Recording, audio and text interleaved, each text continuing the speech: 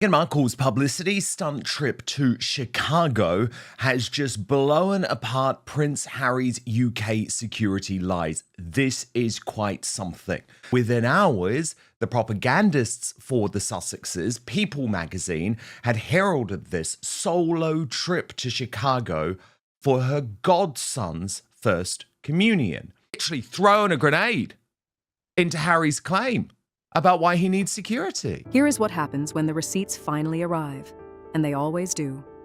Saturday morning, Holy Name Cathedral, Chicago.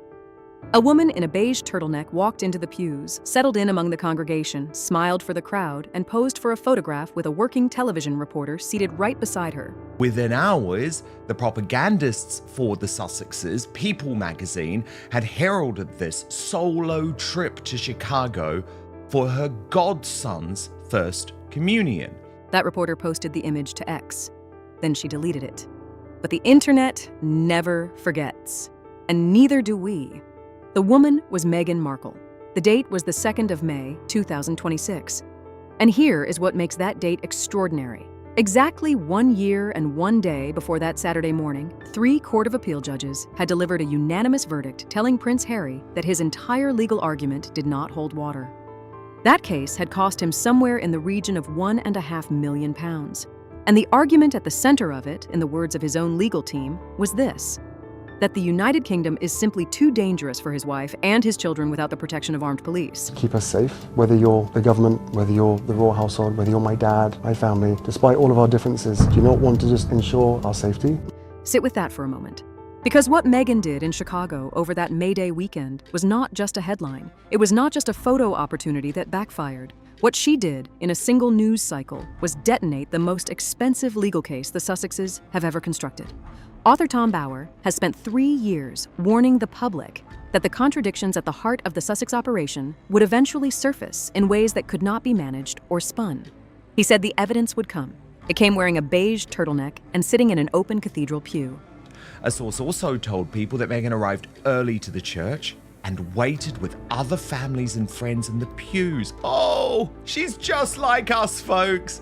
And that she didn't use a separate entrance or have any special accommodations. So let us go through exactly what those court papers said. Let us go through exactly what Meghan then did. And let us make absolutely clear what contradiction is now sitting on every barrister's desk should Harry attempt another legal move. Take the timeline back to February 2020. The Sussexes had just announced their departure from royal life. RAVEC, the Royal and VYP Executive Committee, the body responsible for allocating state-funded protection to public figures, convened a meeting. Their decision: Metropolitan Police protection would be withdrawn from the 31st of March. Any future visits to the United Kingdom would be handled on a bespoke, case-by-case basis, with 30 days' notice required. Harry's response was to sue. He did not accept the decision. He challenged it. By September 2021, his judicial review claim had been filed. By December 2023, he had submitted a written statement to the High Court containing a line that would become the foundation of everything that followed. He wrote that the United Kingdom is central to the heritage of his children, and a place he wants them to feel at home as much as their residence in the United States, and that this cannot happen if it is not possible to keep them safe on British soil. I couldn't believe it. I actually couldn't believe it. I thought with all the disagreements and all of the chaos that's happening, the one thing that I could rely on is my family keeping me safe. And not only did they decide to remove my security in the UK, but they also signalled to every single government around the world not to protect us. That phrase, "not safe on UK soil," became the structural backbone of every argument his legal team advanced from that point forward. Then came April 2025 and the Court of Appeal. His King's Counsel, Shahid Fatima, stood before the judges and laid out the full case. She told the court that Al-Qaeda had publicly called for Harry to be targeted. She cited a published Al-Qaeda document stating that action against him would please the Muslim community. She used the words that his safety, security, and life were at stake. That was the argument. That was the case they built. The master of the rolls, Sir Geoffrey Voss, the second most senior judge in England and Wales, listened to every word, reviewed every document, and on the 2nd of May 2025, he and 2 colleagues dismissed the appeal unanimously.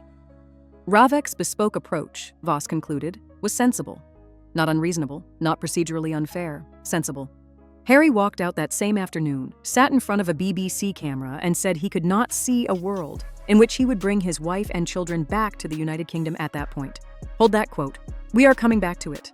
Fast forward 12 months to the 2nd of May, 2026. Holy Name Cathedral stands on North Wabash Avenue in central Chicago, the seat of the Roman Catholic Archdiocese, home cathedral of Cardinal Cupich, with over 1,000 seats and a congregation that had no idea what was about to walk through the door.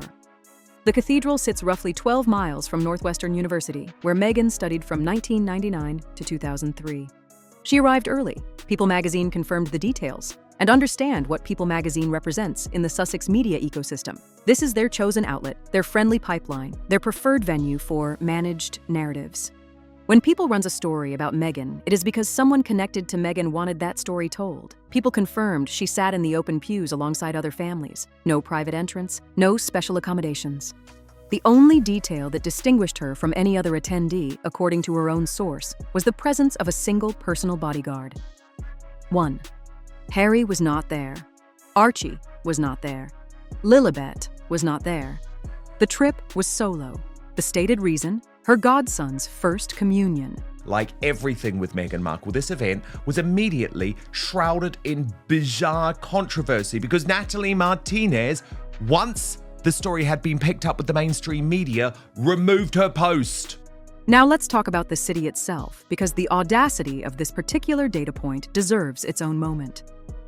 Harry went on the BBC and told the world, on record in his own words, that he could not imagine bringing his wife and children back to the United Kingdom because it was simply too dangerous without the full weight of the royal protection apparatus behind them. That is the stated position. That is the official Harry doctrine. But Meghan just drove herself. 1 bodyguard, public entrance, open seating, to a Catholic cathedral in Chicago. A city that, even accounting for a historically sharp drop in homicides last year, a 60-year low by some measures, still runs a homicide rate approximately 13 times higher than London's. London sits at roughly 1 per 100,000. Chicago was sitting at approximately 14.6 per 100,000 in 2025. You do the maths. Harry says London is unthinkable. Meghan apparently found Chicago perfectly manageable. The contradiction is not subtle. It is not accidental. It is sitting right there in broad daylight, and nobody in the mainstream press has been willing to say it plainly.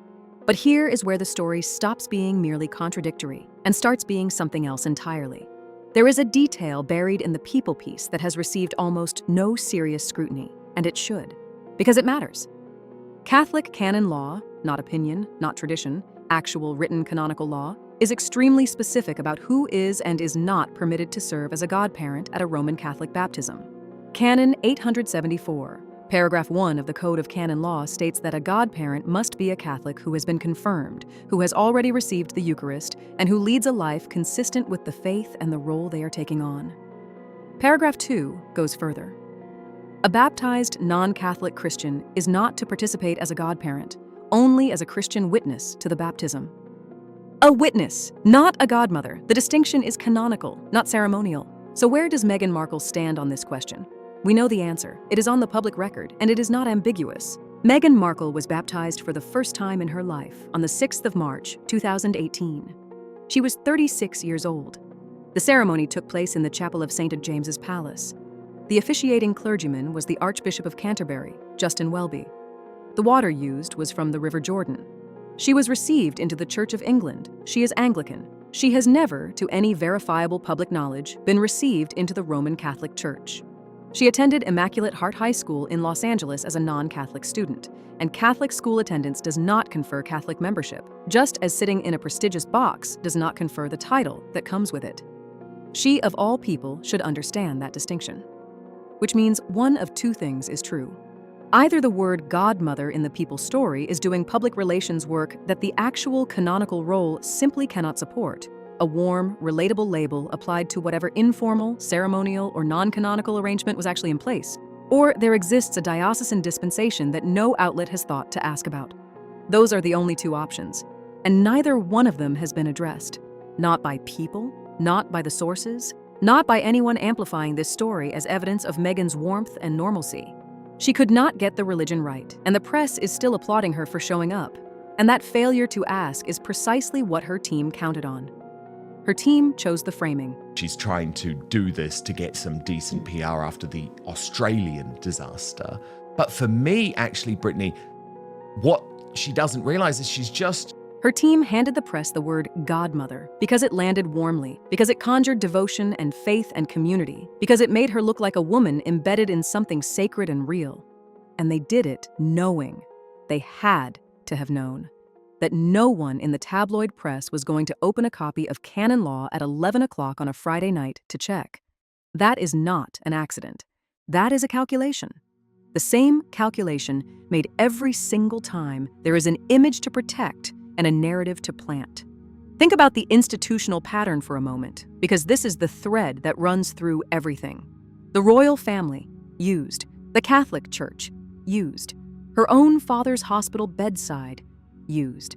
Every sacred, weighty, emotionally resonant institution that Meghan Markle has ever stood adjacent to has been converted into a backdrop, into a press asset, into a word that gets briefed to People magazine and then amplified by 100 outlets who never once stopped to ask whether the word is accurate.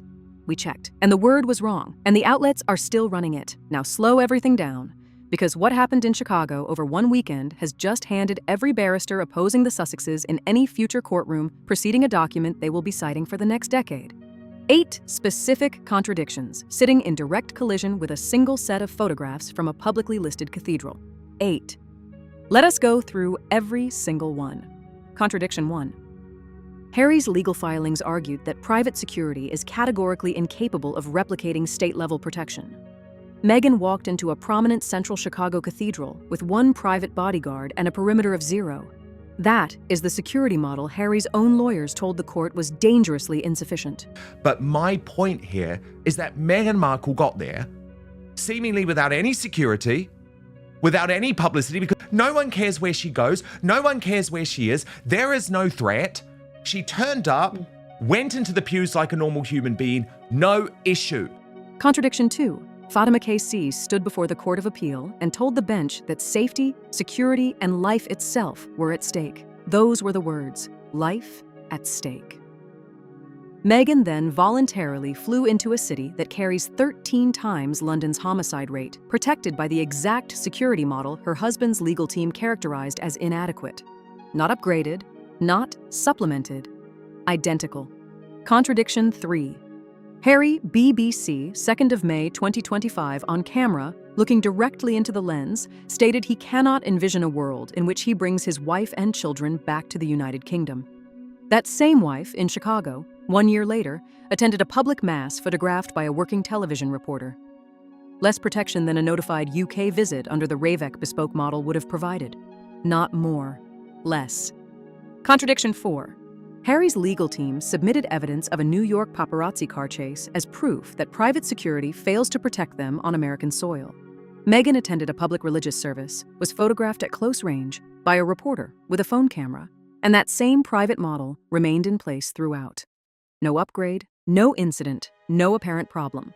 Contradiction 5. The Al-Qaeda threats. Fatima KC argued in open court that those threats were live, ongoing, and serious enough to justify extraordinary measures.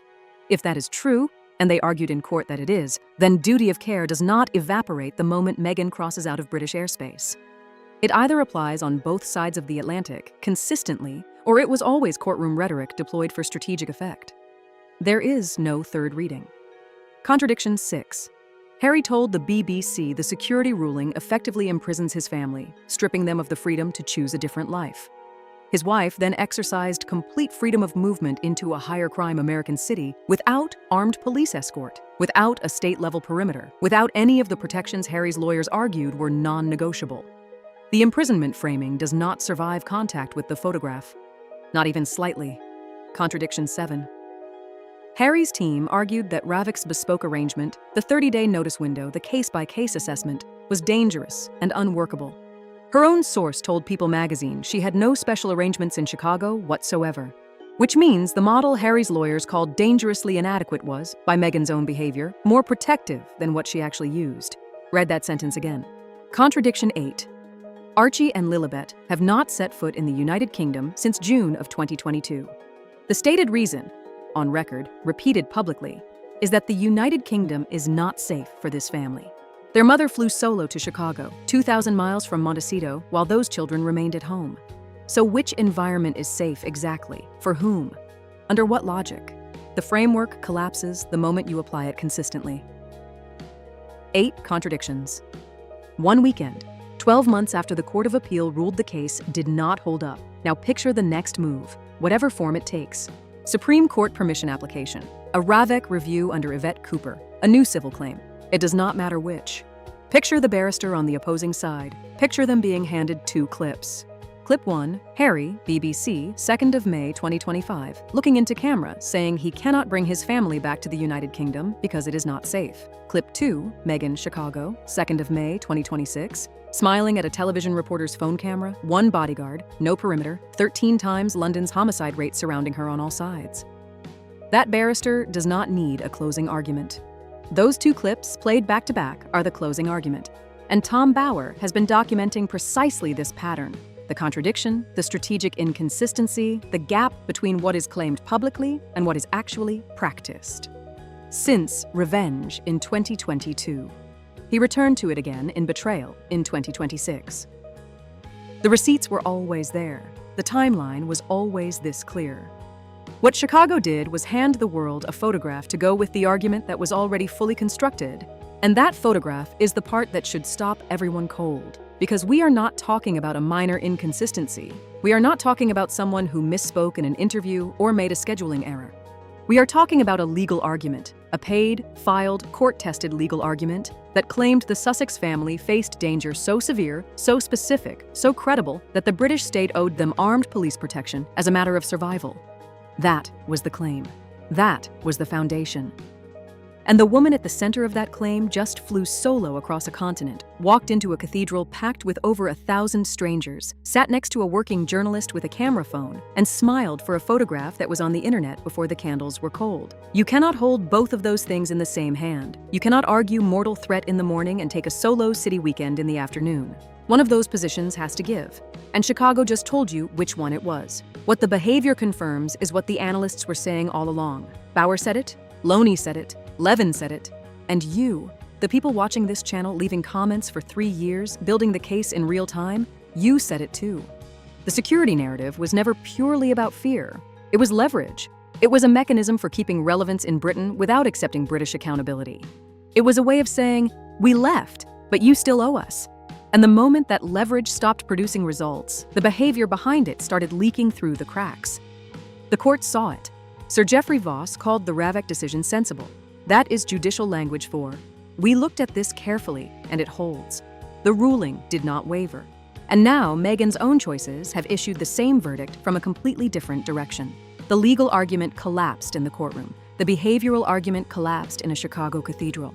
Same conclusion, different venue. And look at the full picture of that week. Because nothing exists in isolation. While Meghan was sitting in that pew, the news cycle around her was already running without her. The Met Gala she was not invited to, Princess Eugenie, pregnant with her 3rd child, Archie's 7th birthday, the first Buckingham Palace garden party of the season. The King's Diary, full and functioning, Thomas Markle quietly getting on with his life. The monarchy was not waiting. The family was not watching the door.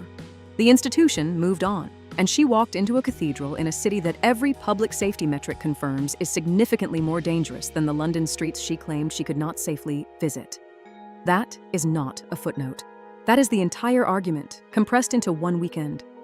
A husband who told the courts his family could not return to Britain. A wife who flew alone to an American city, sat in an open public building, and let herself be photographed by a stranger. A legal case worth the better part of £1.5 million, undone not by a rival barrister, not by a palace counter-argument, but by a beige turtleneck and a deleted post. Harry's case was not just lost.